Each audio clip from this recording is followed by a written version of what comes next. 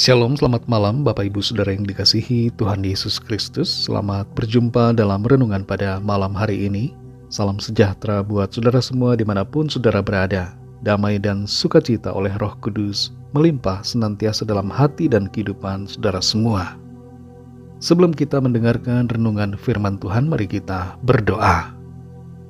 Bapa, dalam nama Tuhan Yesus Kristus, Tuhan dan Allah kami yang hidup, Tuhan yang berkuasa atas segalanya, kami bersyukur untuk penyertaan-Mu di sepanjang hari ini.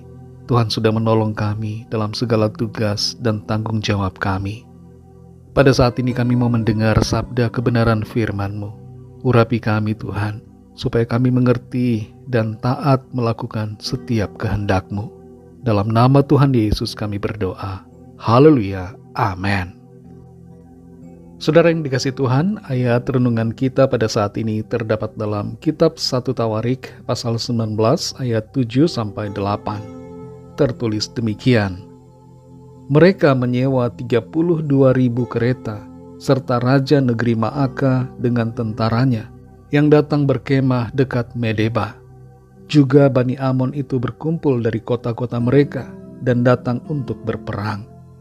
Ketika Daud mendengar hal itu, disuruhnyalah Yoab maju dengan segenap tentara dan pahlawan. Saudara yang dikasihi Tuhan, Duke University di Amerika Serikat pernah melakukan sebuah penelitian tentang kedamaian pikiran. Hasil penelitian menunjukkan ada beberapa faktor yang berkontribusi terhadap kedamaian. Di antaranya adalah tidak adanya rasa curiga dan dendam. Menyimpan dendam merupakan penyebab utama ketidakdamaian. Yang kedua, tidak hidup di masa lalu. Selalu mengingat kesalahan dan kegagalan masa lalu membuat pikiran tidak damai. Yang ketiga, tidak terjebak dalam sikap mengasihani diri sendiri. Yang keempat, memiliki sikap kasih sayang, humor, dan kesetiaan. Dan yang kelima, menemukan sesuatu yang lebih besar dari diri kita sendiri untuk diyakini. Apa yang lebih besar dari diri kita yang dapat kita yakini tidak lain adalah Tuhan, pencipta semesta ini. Di poin yang keempat disebutkan tentang mengembangkan sikap mengasihi, humor, dan kesetiaan. Kasih akan membuat kita selalu mau berdamai. Humor membuat kehidupan menjadi lebih ceria. Tanpa kasih, dunia ini penuh dengan konflik. Bahkan dalam skala kecil kehidupan kita pun, misalnya rumah tangga, akan penuh konflik bila tiada kasih. Dan yang terpenting lagi, di atas semuanya adalah, milikilah Tuhan dalam hidup kita, supaya hati dan pikiran kita penuh dengan damai. Dalam 1 Tawarik pasal 19 ini, kita membaca bagaimana Daud ingin menjalin persahabatan dan perdamaian dengan Raja Hanun bin Nahas dari kerajaan Aram. Tapi Nahas malah bersikap curiga dan bermusuhan. Bahkan ia mengumpulkan para tentara dari kerajaannya dan juga meminta bantuan dari tentara kerajaan Maaka dan bangsa Amon untuk memerangi Israel. Bangsa Aram mengancam eksistensi bangsa Israel pada waktu itu. Daud sama sekali tidak mengajak perang, tapi Hanun bin Nahas menginginkan perang. 3 bangsa melawan 1 bangsa.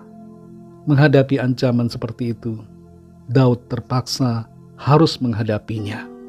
Karena kalau tidak, maka kerajaannya dan rakyatnya akan menjadi korban.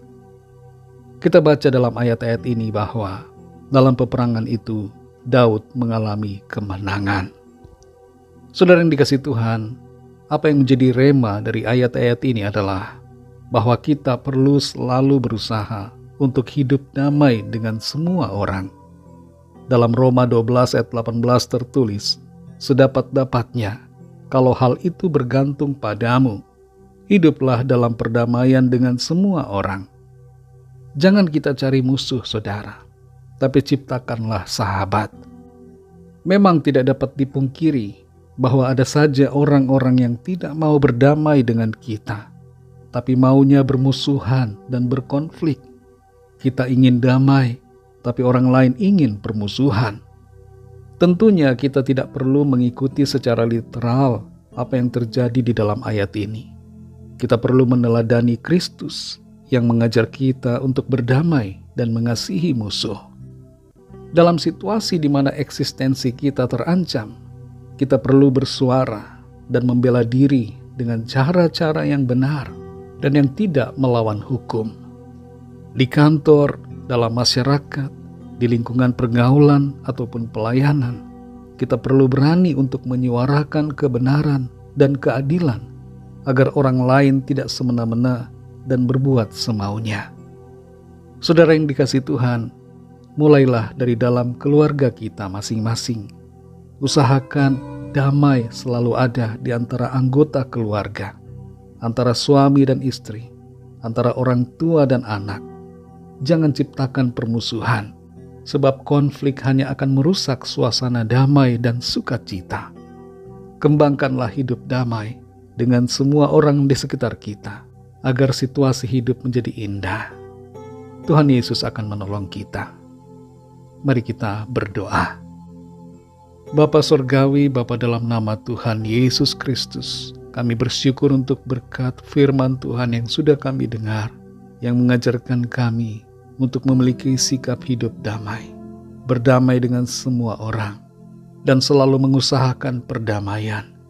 Mampukan kami Tuhan, dan penuhi hati kami dengan kasih-Mu, sehingga kami mampu untuk mengasihi orang-orang di sekitar kami, bahkan mereka yang memusuhi kami.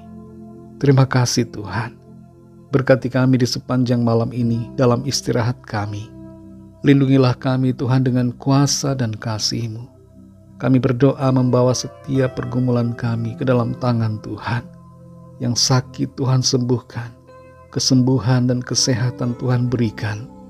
Yang lemah Tuhan kuatkan, yang susah, berduka, bersedih Tuhan hiburkan. Yang putus asa Tuhan bangkitkan semangatnya kembali. Yang terikat terbelenggu dosa dan kuasa kegelapan mengalami kelepasan dalam nama Tuhan Yesus. Tuhan berikan kemenangan. Dan yang sedang dalam pergumulan masalah, Tuhan berikan jalan keluar, mujizat yang ajaib dalam kehidupan setiap kami. Terima kasih Tuhan. Berkatilah bangsa dan negara kami Indonesia dan juga semua bangsa di dunia ini. Berikanlah keamanan, ketertiban dan kesejahteraan. Berikan kedamaian dan lawatlah dengan kuasa Roh-Mu agar setiap orang mengenal Engkau Tuhan Yesus dan percaya kepadamu. Ampunilah kami akan kesalahan kami, seperti kami juga mengampuni orang yang bersalah kepada kami. Dan pimpin terus hidup kami Tuhan, sehingga menjadi sempurna seperti kehendak-Mu. Dalam nama-Mu yang kudus, nama Tuhan Yesus Kristus, kami sudah berdoa dan mengucap syukur. Haleluya. Terimalah berkat Tuhan. Tuhan memberkati engkau dan melindungi engkau.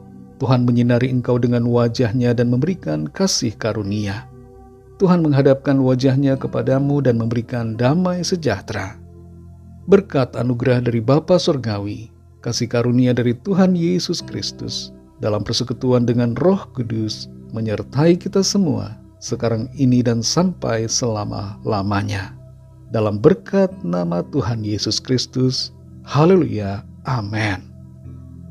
Puji Tuhan, saudara yang dikasihi Tuhan, saya percaya firman Tuhan menjadi berkat dan kekuatan buat saudara semua, dan Roh Kudus akan menolong saudara untuk lebih lagi memahami kebenaran firman Tuhan. Tuhan Yesus memberkati saudara semua. Sampai jumpa dalam renungan yang berikutnya.